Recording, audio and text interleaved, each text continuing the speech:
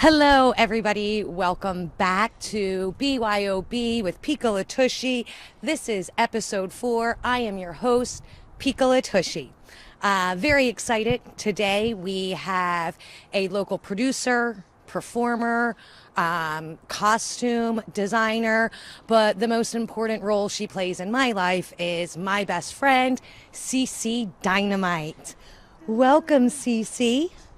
Thank you for having me. I'm so excited that you're here. Now, before we go into any interview, before we go into any interview, this is BYOB, so what are you drinking? I'm drinking a very fine box wine. Oh, now see, I usually ask what the guests are going to drink. So I can try and match up, but I expected you to be drinking something different. So I actually got myself a nice little tiny Prosecco, nice little sparkling white, which is what I expected you to be I drinking. would usually be going for that, but Yeah. it's cold outside. It is so- cold outside, and I usually only drink red wine. So happy New Year. Yeah, Happy New Year. Thank you. Now, the question I know everybody is dying to know right now, especially me. Have you watched season 3 of Cobra Kai? I have only watched 5 episodes, I believe. Wow. I want to commend you on your restraint because one day I was just like, Cobra Kai, Cobra Kai. Well, me and my husband, Lucky Strikeout, made a pact at the end of the second season because when we started watching Cobra Kai, it snuck up on us that we liked it. Yeah. We were like, oh yeah, this is cheesy and dumb. And then I spent an entire Zoom phone call with 2 of my gayest non-Karate Kid friends talking about it the whole time with them. And they were like, okay, maybe you could talk about something else. And that's when I realized what it meant to me. But so when season 2 ended, we were like, we're going to take it slow with season 3 because it's too special not to savor. Again, I commend you because it does not deserve to be as good as it is. Right? Yes. It's like, it is the best form of blending the old with the new, giving us the nostalgia that we love, but also bringing it present day rather than just doing, let's make a Karate Kid set in 2020. Let's not do that. Yeah, I mean, I think one of the best things about it is that because of the actual gap in time between the original Karate Kid and Cobra Kai, the actors actually grew up.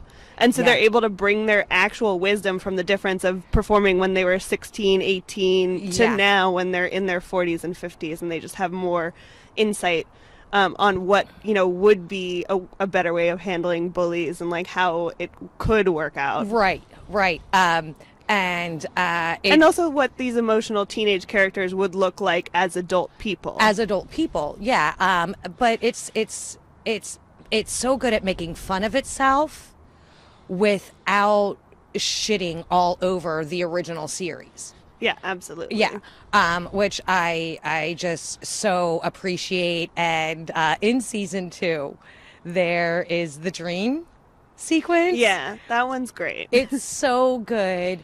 And because we have done so many parodies throughout the years of performing together and being in a troupe,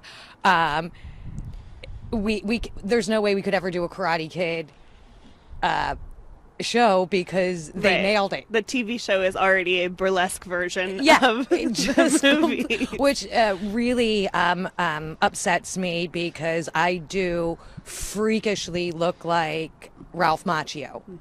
I might insert a picture here. I would. Yeah, because a lot of people are like, no, it's not. And then they see the picture and they're like, that's freaky. Yeah, it's pretty close. And I recently came across a memory on Facebook about how I've been wanting to do a Karate Kid routine, but set it to Eye of the Tiger just to piss people off. So maybe I will have the chance to do that. Now, it's 2021, thank God, right? Yeah. Yeah. You're back at work, Yes. and you work in TV and film. Yes. You're kind of used to having huge breaks Yeah. between. So even when COVID happened, you were already on a break, right? No, we had just started the season back up. So Okay. we did, after 2 weeks of filming, go down for what they thought was going to just be a 3-week break. So we did Right. get paid Right. for those 3 weeks. And then when it extended onward, I'm part of a union, so there was a lot of help about getting like unemployment and stuff like that. Right. So I guess emotionally the break wasn't such a like surprise, because yes, I do usually work off and on like a couple months here and there and then off a few months, but yeah, like it was still 2020 and there was still a lot happening. Yeah. So But now, because you've been back to work about 2 months, I mean, you're on like a holiday break right now. yeah. But can you tell us a little bit about the safety precautions that they're taking? Yeah, I mean, basically the entire time that film was shut down, the unions were meeting all together. So, the PGA, the DGA, SAG, my union, IATSE, and all those locals, they were meeting and sort of discussing what it would take to do work safely. Yeah. So, it's pretty much the same as you find anywhere else. Everybody's masked up and socially distant. And there's hand washing stations and hand sanitizer everywhere. And we're just encouraged to stay far apart and keep our masks on all day. And everybody's sort of working in like pods in a way.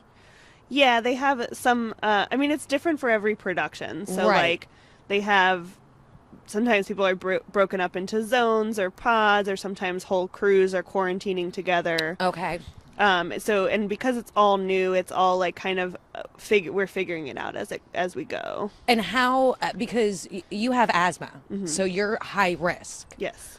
How safe do you feel? I feel as safe as I possibly could. I don't think that unless everybody were to be like vaccinated or COVID to be eliminated as a risk entirely, I don't think it could be more safe than what we're doing. Okay. See, and I think like, I mean, obviously I know a lot of these things, but I think it's important for anybody that's watching to understand that, yeah, some people are getting to go back to work, but there's a lot of precautions taking place. Also, your days are shorter. Yeah, our days are shorter, and I think the real thing is it's because it's a union ruled industry. Yeah. So we're able to advocate for what we need and what we want in order to be safe and get it. Yeah. And that is a privilege that we have, but also it is the result of the hard work of all of our unions that Right. bring us there.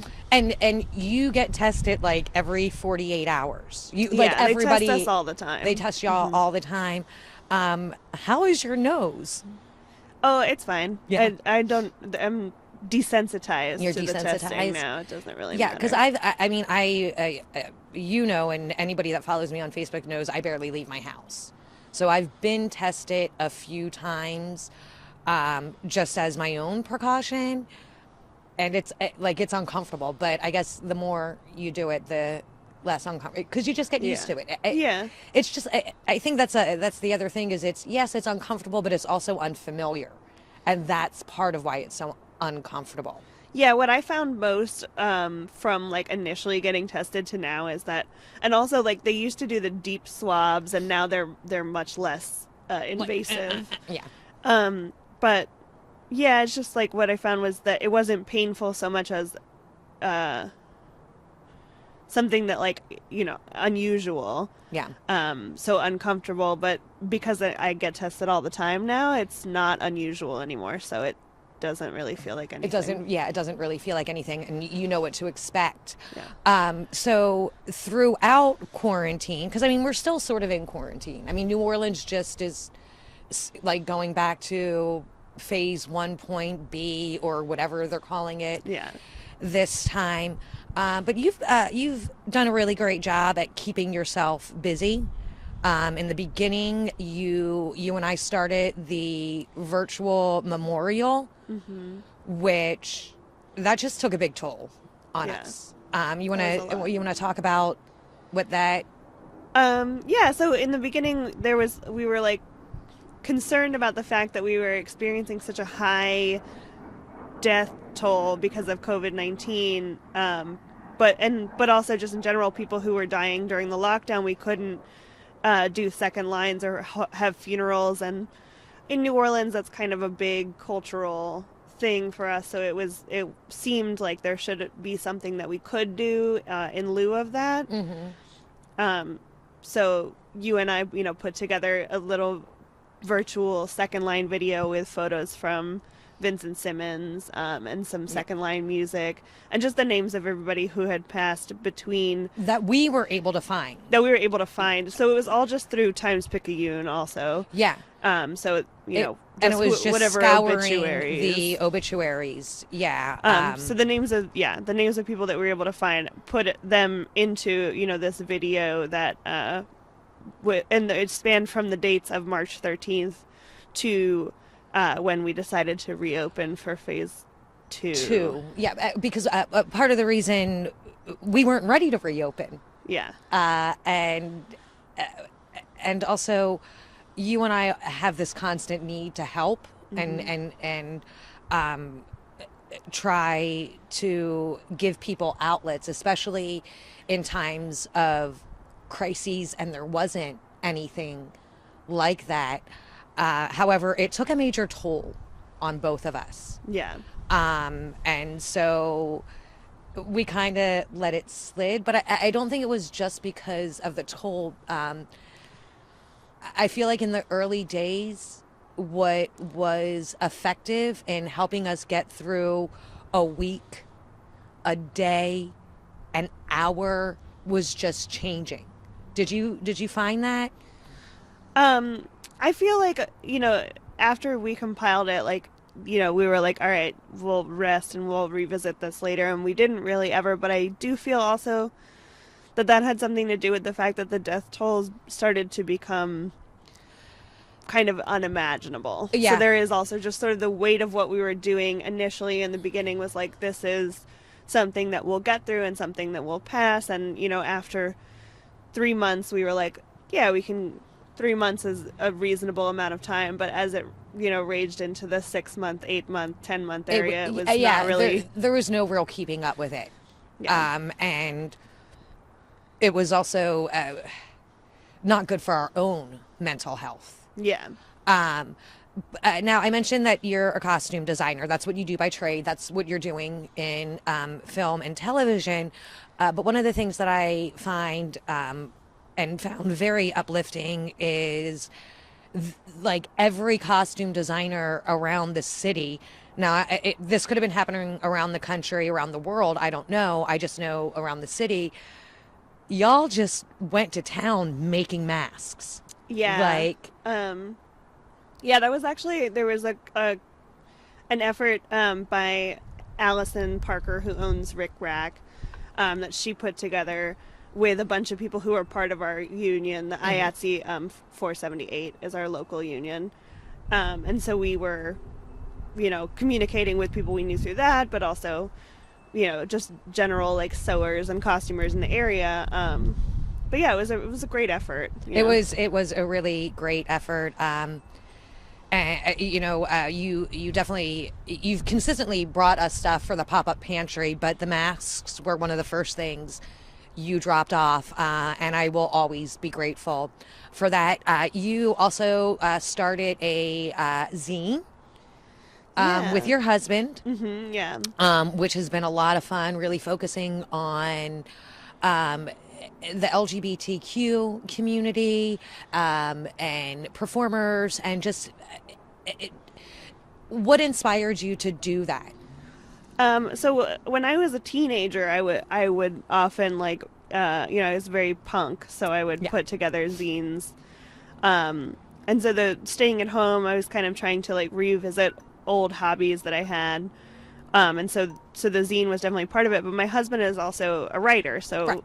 thus very capable in that field. And we know lots of people who are talented writers and artists and things like that, and so we started kind of just doing it for fun. Like, anybody send us anything you want, we'll just Yeah. like put it together.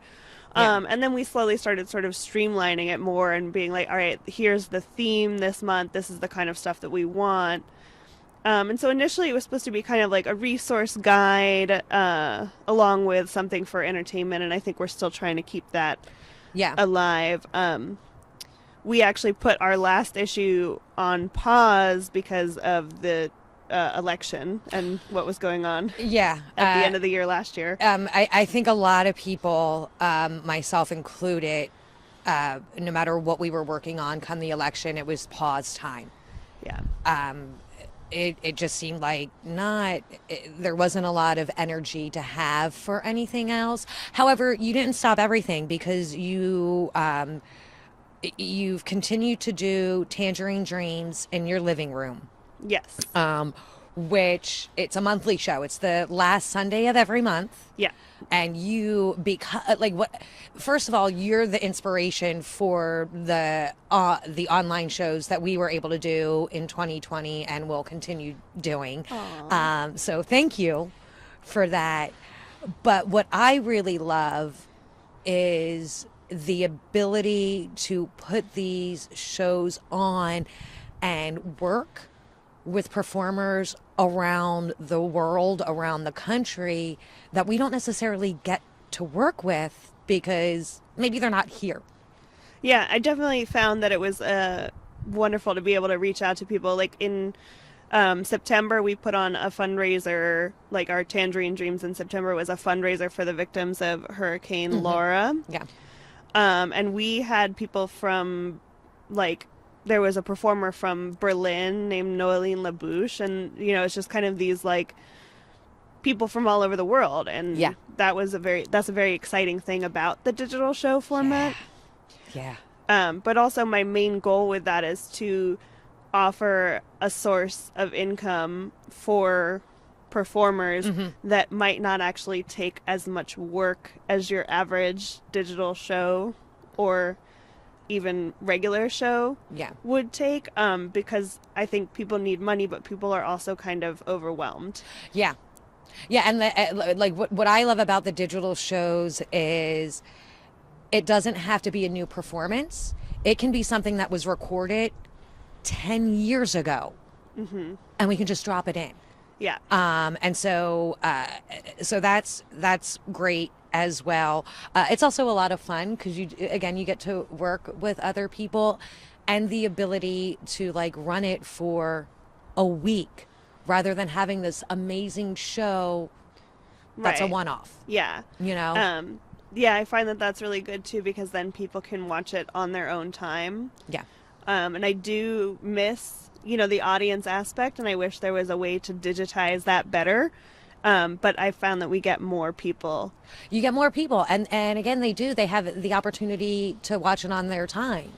And you also get to have people that would usually want to come to a show because they work in service industry, or they're also performers. They can't make it, but now that they can. So do you have your lineup for January? We're still solidifying it. You're still solidifying it. But yeah. Okay. We'll keep a look out for it. Now, before we go to commercial break, you've left social media, at least Facebook, gone. And I'll put it up here, but how can people find you now if they're interested in learning about Tangerine Dreams? So I do still have a presence on Twitter, and we'll just post the tag there. But also you can follow my husband and partner in production, Lucky Cerelius or Lucky Strikeout. He's a man of many names. And I also do have a mailing list. So if you want to be on my mailing list. Yeah, and we'll add that to the top. There are very few things that I do in post but adding details to the top is one of them. Okay, so we are gonna go to our commercial break. Yeah. Yeah. All right. Sounds good. All right. So y'all, will see you in just a minute.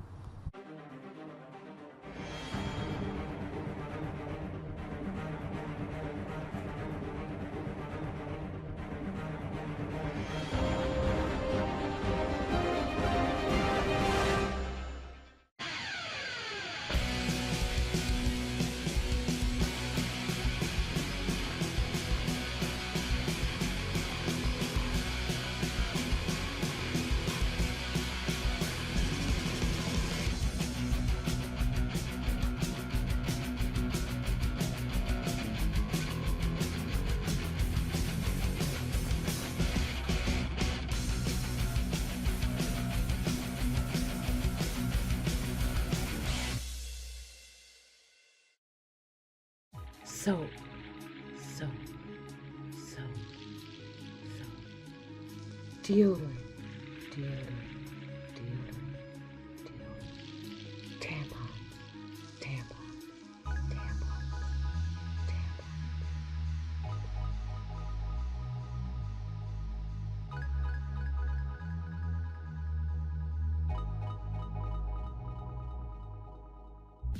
That's hot.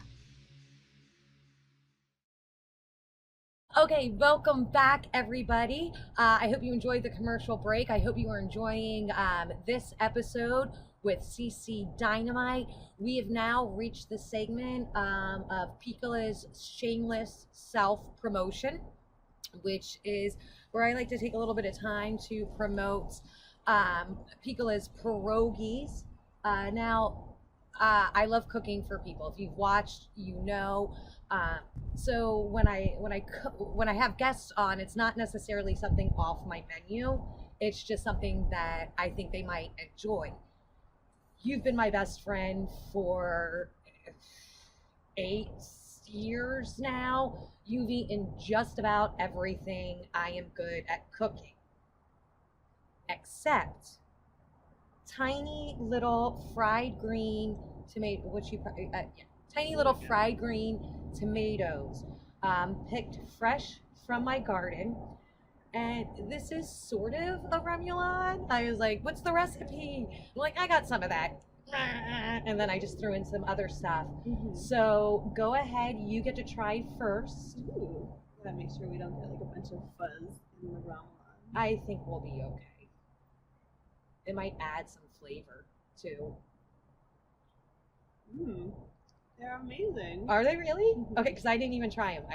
They're a little bit cold because I cooked them up before we got here. It's also cold outside. It's also cold. They were not going to stay warm no matter. No, they weren't going to stay warm. Yeah, these are really good. It's really funny to make these too, because they're so small. So I got the tongue, and I'm just like, so just have at them as much as you want. So is there anything else you want to say to the audience? We were talking about Tangerine Zine and how that got put on hold. Mm-hmm.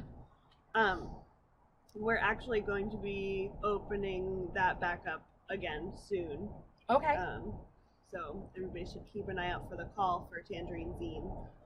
And definitely share that with me, because I'll post about it on Facebook and send people your email address. But if you are an artist, a writer, if you have a favorite recipe, if you have we take all kinds of submissions. So there could be poetry, essays, anything that you've drawn, comics, recipes, anything like that. But it all does have to fit into our theme. So we have a call for submissions that has a clear objective about what it's supposed to be, and you can be like, oh, my recipe fits right in that. Oh, fantastic. Well, that's pretty much it. Thank you so much for being a guest. Thank you so much for being my best friend. Thank you for having me. Yay! So y'all, this has been episode 4 of BYOB with Pika Latushi. This has been my guest, Cece Dynamite. I have been your host, Pika Latushi.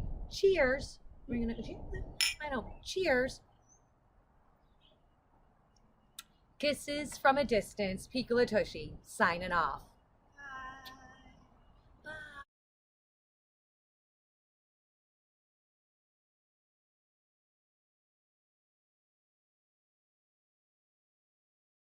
Eat and not worry about that a little bit. What do you think of the? Maybe I forget some fork. Some tiny little forks. Yeah. So. It's good. You want to try one? You want some? Is it okay to double dip and cough into the sauce? It's required to double dip and cough in the sauce. Can you also I would love to get you in. I know your secret ingredient. You can come over. Oh, okay. Sorry, I'm actually double dipping and coughing. Yeah, it's happening. It's time. Yes.